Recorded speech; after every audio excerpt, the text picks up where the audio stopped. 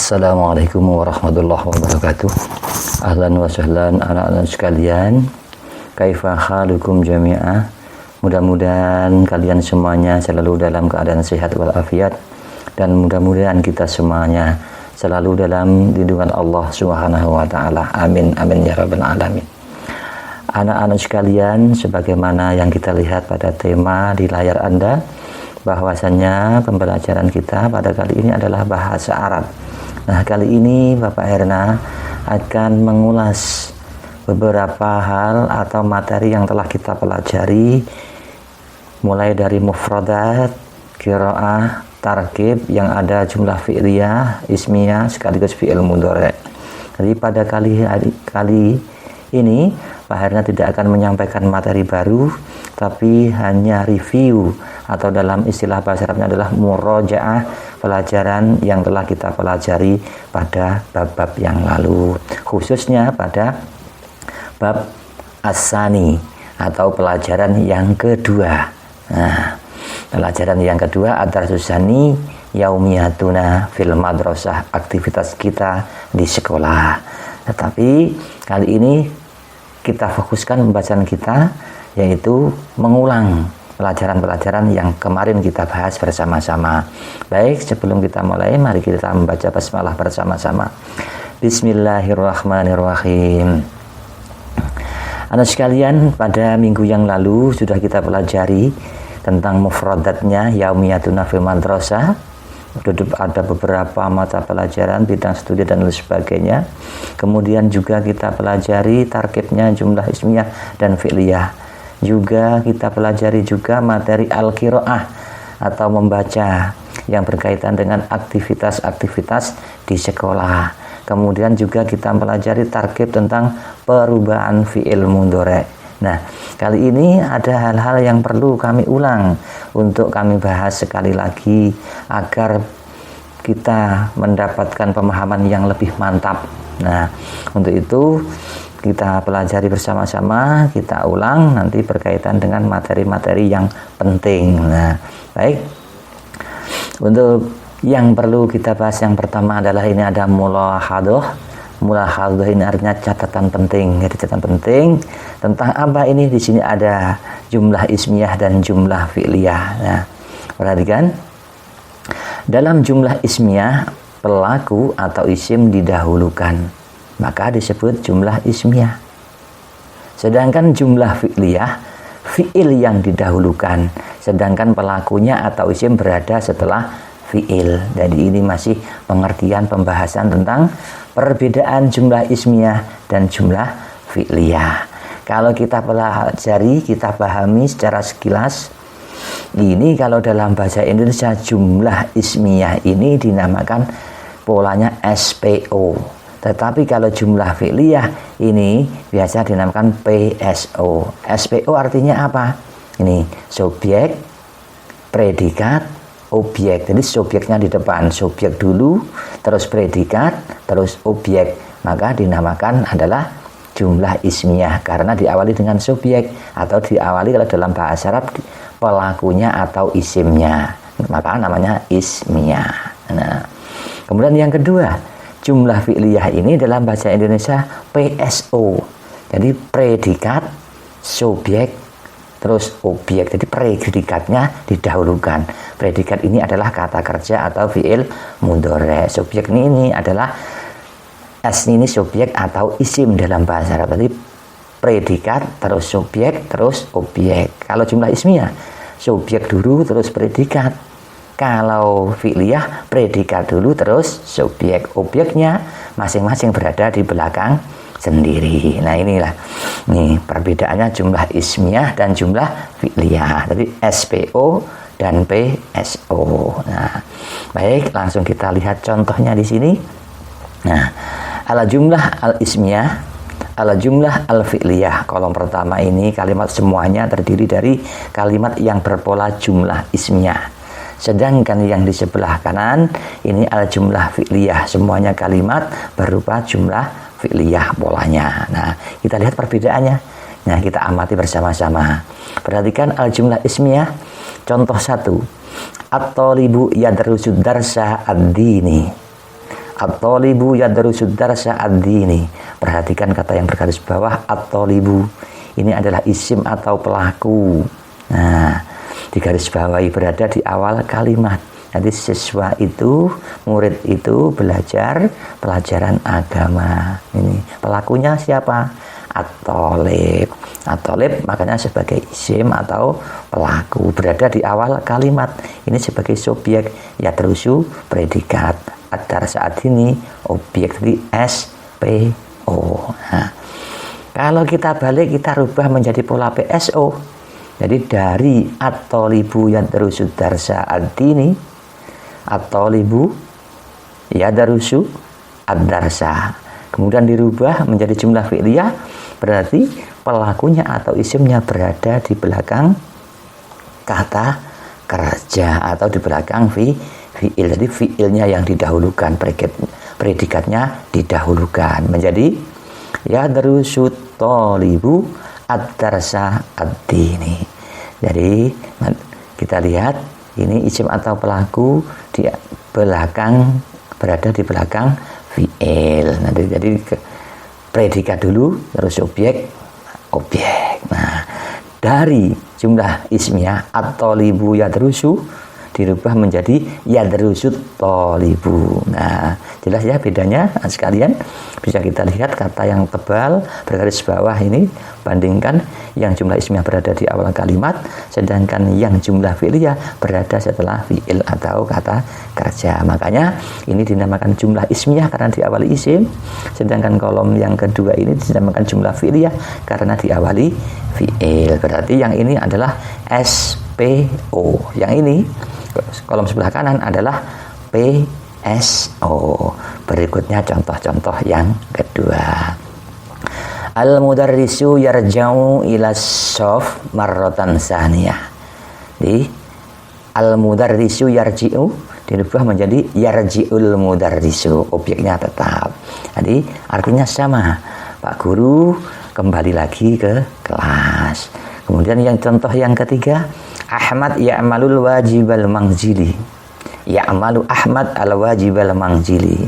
Nah, dari Ahmad ya'malu menjadi ya'malu Ahmad. Nah, kemudian contoh yang keempat, labul qurrati yantahi fi sa'atil khamisah. Yantahi labul qurrah fi sa'atil khamisah. Dari labul qurrah yantahi menjadi yantahi labul qurrah. Nah, itulah perbedaannya. Jadi ini hanya polanya yang berbeda. Jadi pola jumlah ismiyah dan pola jumlah fi'liyah. Jadi pola kalimatnya. Untuk maksud dan arti serta cara menerjemahkan adalah sama. Nah, ini sebabnya apa? Pada umumnya susunan jumlah fi'liyah PSO, predikatnya yang di awal tadi, tidak terdapat dalam bahasa Indonesia. Di Indonesia, di bahasa Indonesia tidak ada kata atau kalimat yang diawali dengan predikat terus subjek objek. Predikatnya di depan itu jarang ada, bahkan tidak ada. Oleh karena itu artinya dalam bahasa Arab tadi baik jumlah ismiyah maupun fi'liyah itu sama saja, baik jumlah ismiyah maupun fi'liyah itu. Nah, contohnya ini. Nah, ini al-mudarrisu yarji'u ila shaf maratan saniyah. Ini yang pertama, ini al-mudarrisu yarji'u subjek predikat dirubah menjadi jumlah fi'liyah yarji'ul mudarrisu ila shaf maratan saniyah. Nah, yarji'u di depan, kemudian al-mudarrisu berada setelah predikat. Ini polanya, yang atas ini ismiyah, yang bawah fi'liyah. Ini bisa kita lihat. Ini SPO, yang bawah PSO. Nah, dari al-mudarrisu yarji'u berubah menjadi yarji'u al-mudarrisu, cuma dibalik saja. Nah, tetapi polanya ini berbeda, tetapi apa? Cara menerjemahkannya atau istilahnya artinya menyusunnya sama, menggunakan SPO semuanya. Jadi baik yang jumlah ismiyah maupun jumlah fi'liyah artinya sama. Di sini Pak Guru kembali lagi ke kelas. Untuk yang jumlah ismiyah, al-mudarrisu yarji'u ila shaf maratan saniyah. Untuk fi'liyah, yarji'ul mudarris juga diartikan Pak Guru kembali. nggak usah kembali Pak Guru, nggak begitu, tetapi subjeknya tetap berada di depan Pak Guru, kembali lagi ke kelas. Nah, itulah sekilas kesimpulan untuk jumlah ismiyah dan fi'liyah. Itu perbedaannya pada polanya saja, artinya tetap dari SPO menjadi PSO. Ini hanya pengenalan saja. Baik anak sekalian, untuk yang berikutnya coba ini kita belajar. Ini kita berlatih hawil al jumal al fi'liyah al atiyah ila jumal ismiyah. Jadi rubahlah kalimat-kalimat jumlah fi'liyah di bawah ini atau berikut menjadi jumlah ismiyah.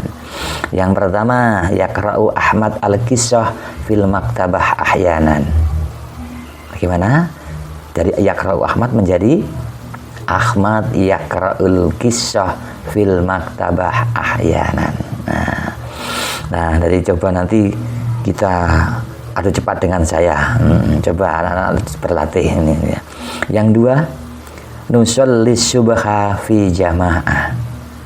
Apa? Nusolli subha fi jamaah.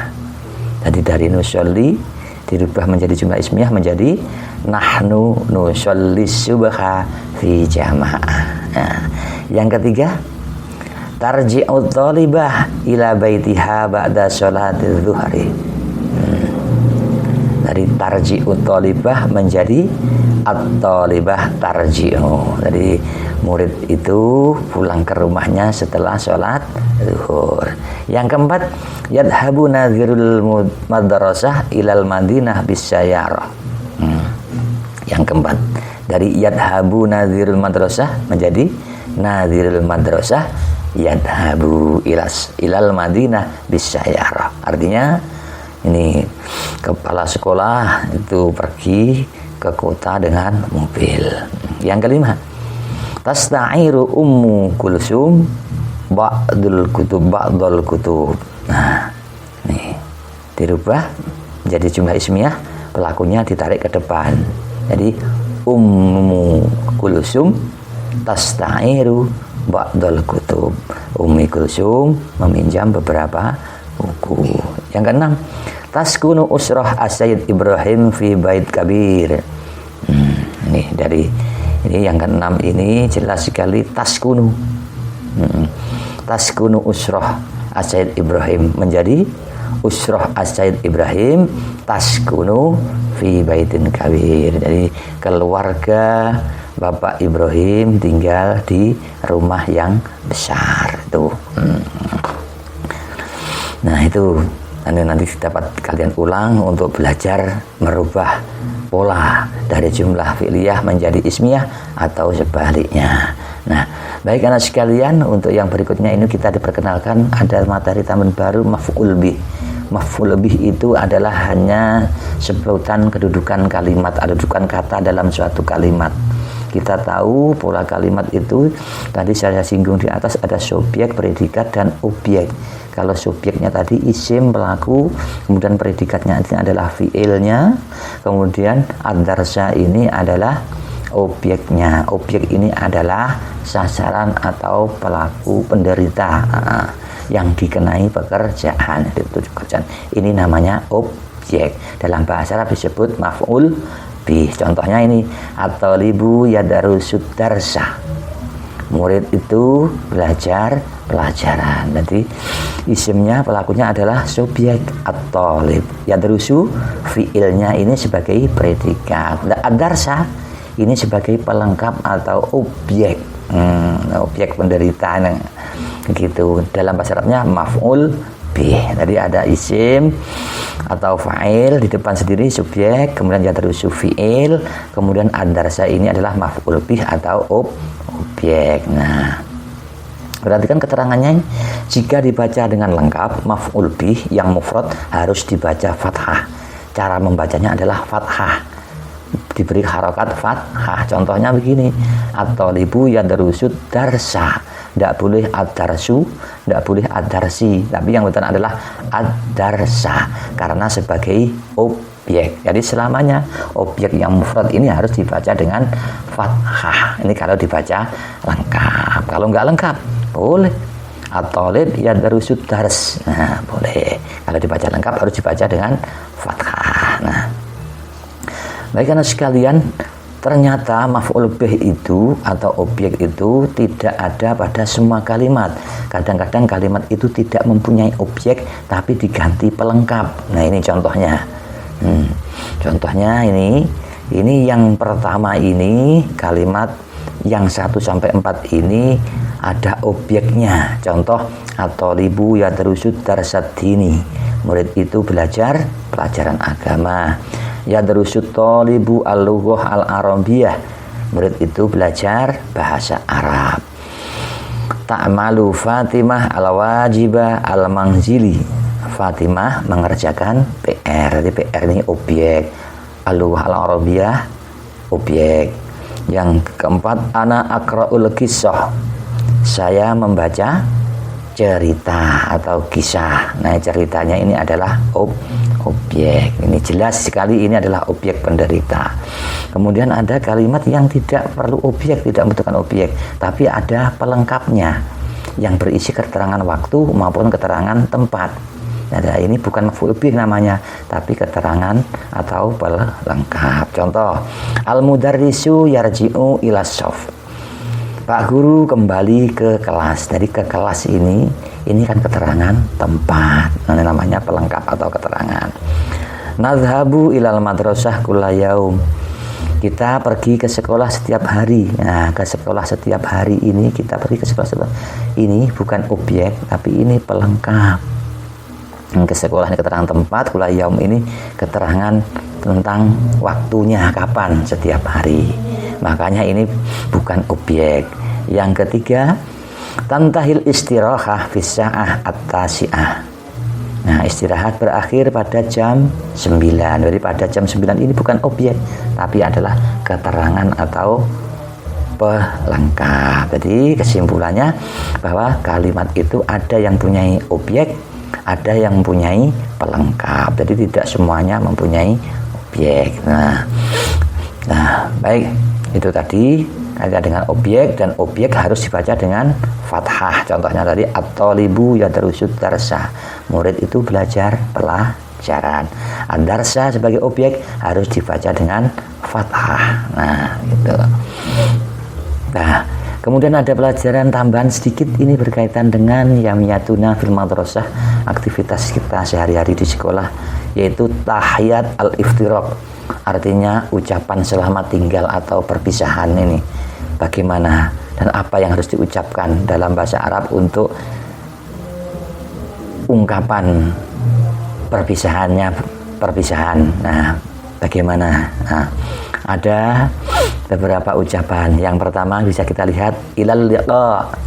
Ilal liqa artinya adalah sampai jumpa, sampai ketemu.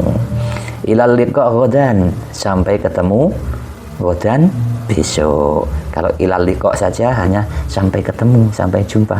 Tapi ilal liqa ghadan, sampai jumpa besok. Nah, yang ketiga ilal liqa fi titik-titik insyaallah. Ilal liqa tadi artinya sampai jumpa atau sampai ketemu lagi. Fi titik-titik maksudnya tempatnya. Nah, boleh sampai isi fil fasli, fil madrasah, fil bait, boleh. Jadi ilal liqa fil bait insyaallah, sampai ketemu, sampai jumpa di rumah insyaallah. Nah, ilal liqa fil madrasah, sampai ketemu di sekolah. Ilal liqa fil fasli, sampai ketemu di kelas atau di mana tempatnya yang kalian inginkan. Caranya seperti ini. Jadi keterangan setelah ilal liqa ada dua. Yang pertama keterangan waktu, yaitu ilal liqa ghadan, sampai ketemu besok. Keterangan tempat ilal liqa fil madrasah, ilal liqa fil fasli, sampai ketemu di sekolah besok insyaallah. Nah, jawabnya juga bermacam-macam. Jawabnya ini adalah boleh dibulak-balik, tidak harus satu ini. Jadi ilal liqa dijawab ma'assalamah, boleh. Fi amanillah, boleh. Fi hifdzillah, boleh. Allahu yusallimuka, boleh. Nah, jadi ilal liqa, baik yang pertanyaan 1, 2 atau 3, jawabannya ini bebas, terserah. Nah, artinya apa ini jawab ini? Ini hanya doa. Jadi sampai ketemu besok, sampai jumpa. Ini dijawab ma'assalamah, mudah-mudahan selamat, maksudnya tercapai, besok ketemu juga. Fi amanillah itu maksudnya dalam keamanan yang diberikan oleh Allah. Fil hifdzillah, dalam lindungan Allah. Allahu yusallimuka, semoga Allah menyelamatkan kamu. Itu artinya seperti itu. Jadi ma'assalamah tadi artinya mudah-mudahan selamat. Fi amanillah, ya mudah-mudahan aman sekehendak Allah. Fi hifdzillah, mudah-mudahan dalam lindungan Allah. Allahu yusallimuka, mudah-mudahan Allah menyelamatkan kamu. Nah, itu untuk tahyat al-iftiraq, artinya ungkapan untuk perpisahan. Baik anak sekalian, mungkin hanya ini yang dapat kami sampaikan materi pelajaran sebagai murojaah atau review pelajaran-pelajaran yang lalu. Mudah-mudahan dapat menambah pemahaman kita, pemahaman kalian semuanya tentang al-madah atau materi yang ada di ad-darsus tsaniyah atau pelajaran 2, utamanya pada tema yaumiyatuna fil madrasah. Nah, baik, mudah-mudahan ada manfaatnya dan menambah pemahaman kita semuanya. Dan ada kurang lebihnya mohon maaf. Assalamualaikum warahmatullahi wabarakatuh.